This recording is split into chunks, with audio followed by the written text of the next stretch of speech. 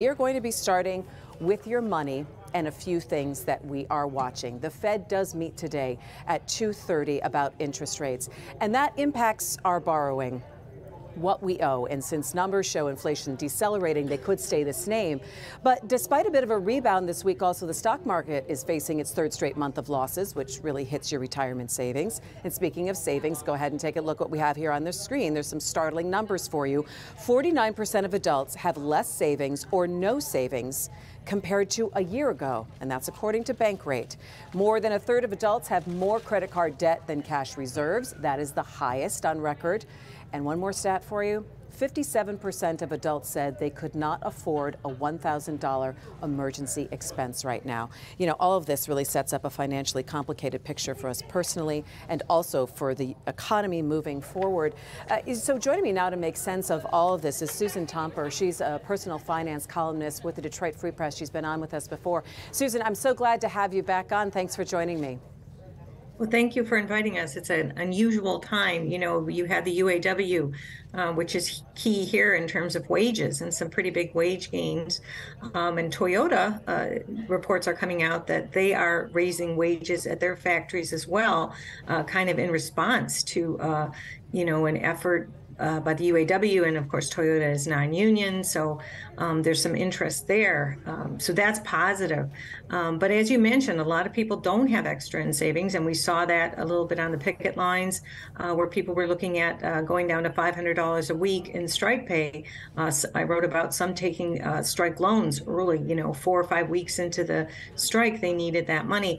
Many times people don't have the cash reserves. There's a T. Rowe Price survey that showed more people were taking out money out of their 401ks.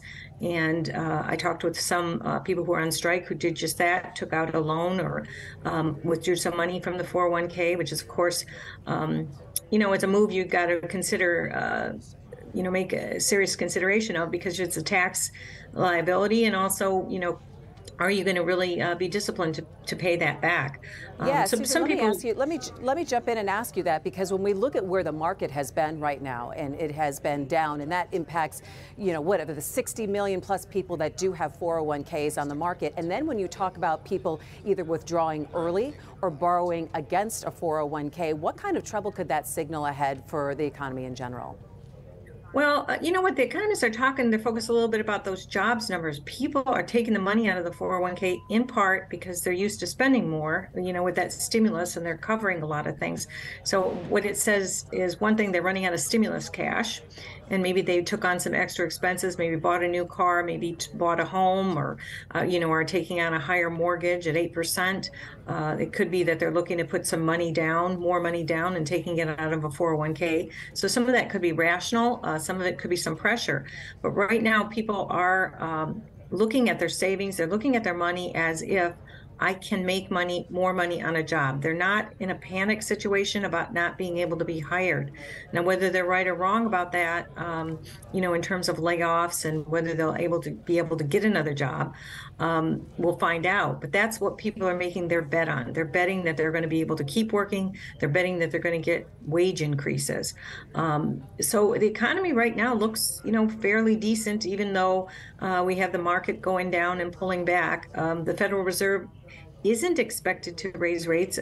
Many people are expecting that they'll maintain rates the same as they did in September, which indicates, you know, that inflation is pulling back, but everybody is going to watch what they actually do. Right now, that's what the experts are saying at this point. Susan, I think it's really interesting when you say that people are hedging their bets that they can find a job and that they're going to be paid a good wage. But when we see these stats saying that people do not have enough savings for a $1,000 emergency should that arise, or that more people are just living paycheck to paycheck, what is the impact long term if you have people living this way?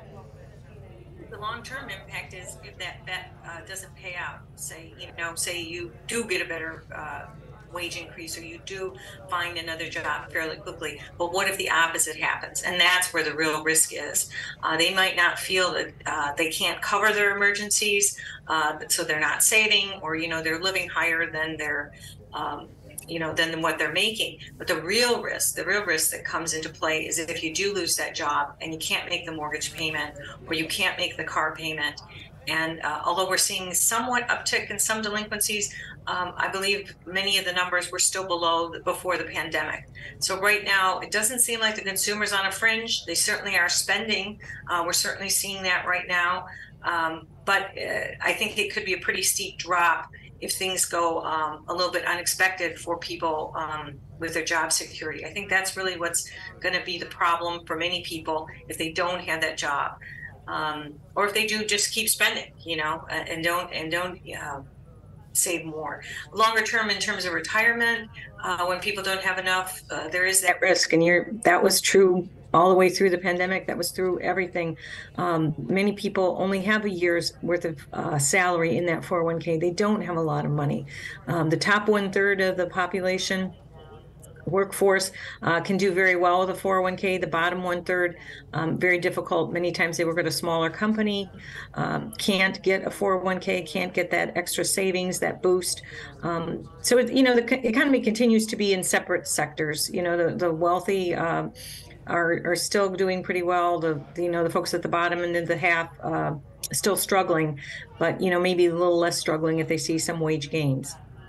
So say the Fed holds everything steady, which they're expected to do right now, and we have seen the inflation numbers coming down a little bit. I think overall, big picture, investors are waiting to see if they will end up raising rates or just hold for a while. What would you say to people who are watching this, a little nervous about where the market has gone and where their 401ks and savings have gone?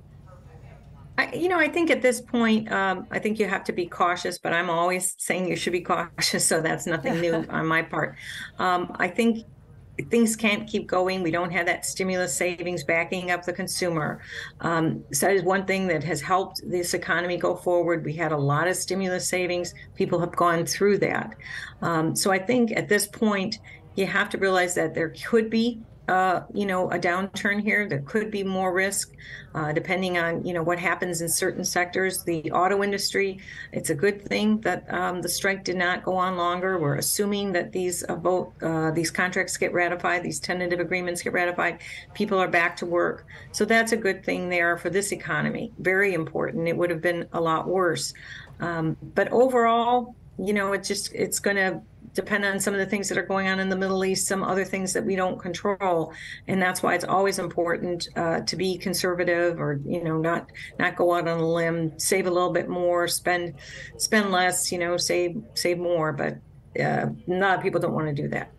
Yeah, I know, but going the conservative route sometimes is the best thing, especially as we're heading into holidays and we could see an uptick of spending. And we're going to be waiting to hear jobs numbers coming out on Friday as well. So it's been a big week. It will be. And ADP came out with some numbers today showing that the private sector jobs went up 113,000. It's a little bit lower than their anticipated 130,000, but better than September at 89,000. So the economy still has been fairly resilient. But again, how much credit card debt you have, if you took out a mortgage at 8%, that's all going to influence your personal savings. Absolutely. Susan Tomper, personal finance columnist for the Detroit Free Press. You can read her there at freep.com. Appreciate you joining me and giving us a little bit of perspective on all of this. It's good to see you. And we'll see how it all plays out, right, Christine? Exactly. Absolutely. Absolutely. We'll have you back to talk about it. All right. You take care.